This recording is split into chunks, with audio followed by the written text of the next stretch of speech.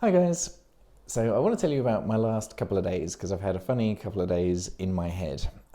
Yesterday, Thursday, I sent out an email to my client base. So I spent the day before that, Wednesday, really researching this coronavirus, and I listened to a couple of podcasts. I read everything I could find on the government website, all of the BBC News feed, and what that meant was my brain was going into panic mode. I was thinking of all the possible worst case scenarios, of which there are many.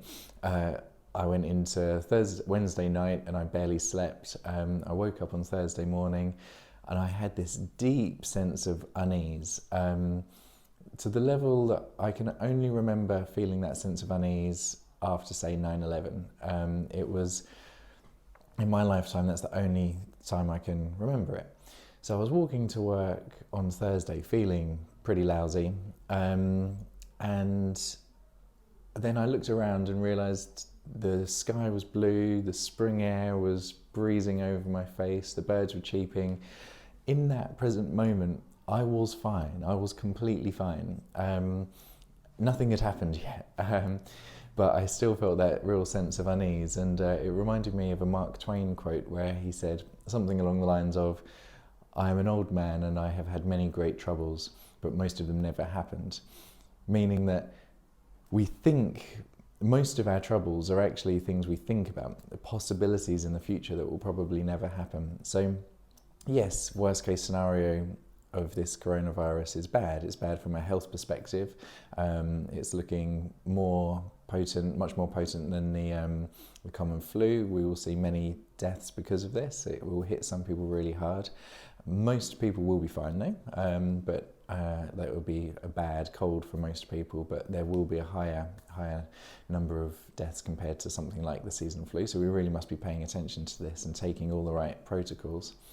It will be bad financially, it will be bad economically. So these are my worries as a small business owner.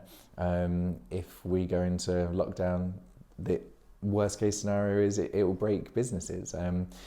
So they're my thoughts, but that might never happen. So worst case scenario is a spectrum, and there are infinite number of case scenarios between where you are now and what might be.